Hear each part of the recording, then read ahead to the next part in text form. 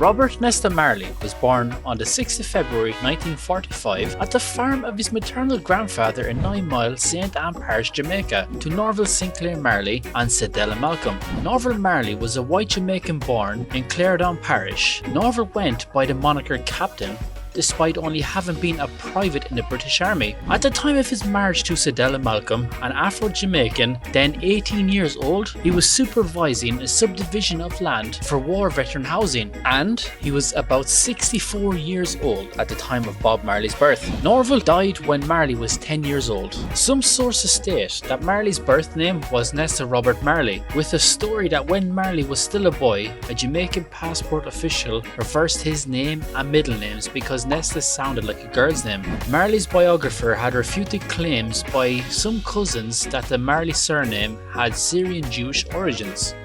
His poetic worldview was shaped by the countryside, his music by the tough improvised West Kingston streets. Marley's maternal grandfather was not just a prosperous farmer but also a bush doctor adept at the mysticism-steeped herbal healing that guaranteed respect in Jamaica's remote hill country.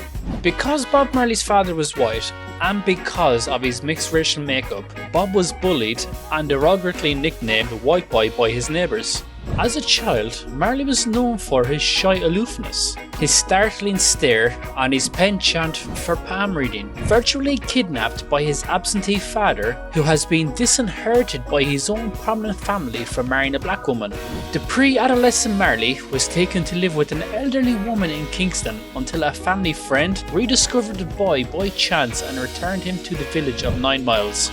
After Bob Marley sustained a dangerous injury in which a piece of metal flew into his eye, he decided to leave welding, ultimately for the world's best. By his early teens, Marley was back in West Kingston, living in government-subsidised housing in Trenchtown, a desperately poor area, often compared to an open sewer. In the early 1960s, while a schoolboy serving an apprenticeship as a welder, along with fellow aspiring singer Desmond Decker, Marley was exposed to the languid jazz inflected shuffle beat rhythms of ska, a Jamaican amalgam of American rhythm and blues and Jamaican mento folk calypso, strains then catching on commercially. Marley was a fan of Fats Domino, the Moonglows and pop singer Ricky Nelson, but when his big chance came in 1961 to record with producer Leslie Kong, he cut Judge Not, a peppy ballad he had written that was derived from rural maxims learned from his grandfather. Among his other tracks was One Cup of Coffee, a rendition of a 1961 hit by Texas country crooner Claude Gray, issued in 1963 in England on Chris Blackwell's Anglo-Jamaican Island Records label. The Zimbabwe concert truly set the captives free. After the third tune, there was total confusion, people running from everywhere. There was tear gas over the walls of the stadium, remembered Tommy Cohen, who was the MC of the concert. We realised that when he played I Shot the Sheriff, there was a prisoner of war camp a few chains away, and 7,000 of them broke jail intending to come onto the stadium. So they threw tear gas at them. The guys broke down the gate, they came in and sat down. They got a standing ovation because they were the guys who had actually fought for freedom.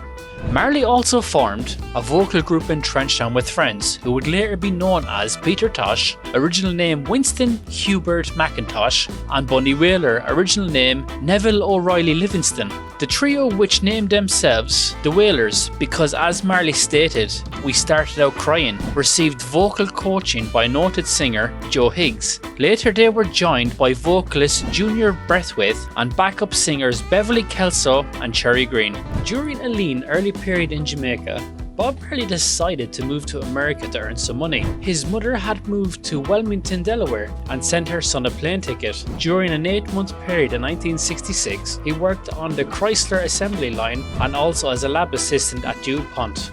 In December 1963, the Wailers entered Cox & Dodge Studio One facilities to cut Simmer Down, a song by Marley that he had used to win a talent contest in Kingston.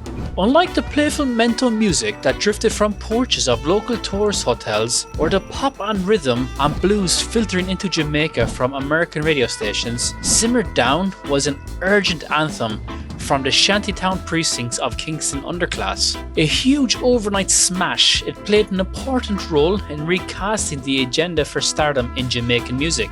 No longer did one have to parrot the stylings of overseas entertainers. It was possible to write raw, uncompromising songs for and about disenfranchised, poverty-stricken West Indians.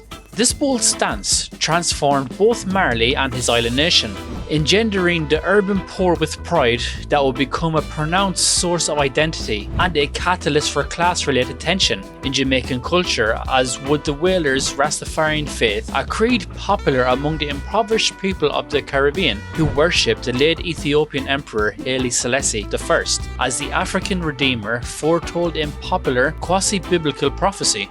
The Wailers did well in Jamaica during the mid-1960s with their ska records. Reggae material created in 1969 to 1971 with producer Lee Perry increased the contemporary stature of the Wailers, and once they signed in 1972 with By the Time international label Island and reached Catch a Fire, the first reggae album conceived as more than mere singles compilation, it also earned the charismatic Marley superstar status, which gradually led to the dissolution of the original band about early 1974.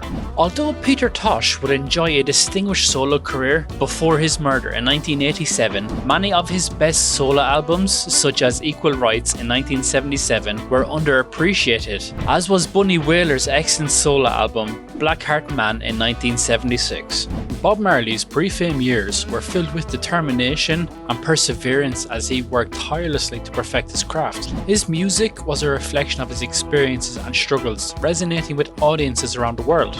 Bob Marley's journey to fame was not easy, but was his resilience and talent that ultimately led him to become a musical legend. So next time you listen to his music, remember the untold stories of Bob Marley's life before fame. Thank you very much for watching the video. Don't forget to subscribe, like and share the channel for more content like this. So just thought I'd show you guys really quick the Bob Marley Foundation page. On it says how they got started, and it reads as follows. The Bob Marley Foundation was founded in 1986 by his wife, the Honourable Dr. Alfreda Marley, OJ, OD, LITT, affectionately Child Rita, and has contributed financial, cultural and other resources to various communities and organisations in Jamaica while keeping Bob's spirit alive. The Marley family continues to provide philanthropic support through the Bob Marley Foundation in order to honour the memory of the Honourable Robert Nesta Marley and to perpetuate the spiritual, cultural, social and musical ideals and goals which guided and inspired him during his lifetime. So please, if you are feeling generous in any kind of way, please go to this website, the Bob Marley Foundation. You scroll down to donate. When you click on donate, then you can donate as much as you feel is necessary. Thank you very much, guys. Oh guys, I hope you enjoyed that video. Here's a little extra fact for you to stew on. Have a great day. Born in the sleepy hills of 9 Mile in the Jamaican parish of St. Anne in 1945, Bob Marley expressed an interest in music as early as primary school age. He used to make up songs with his friend Neville Bunny Livingston at the age of 8. He moved 16 miles south to Trenchtown, the tenement yards in Kingston, with his mother Cedella, Bunny and Bunny's father.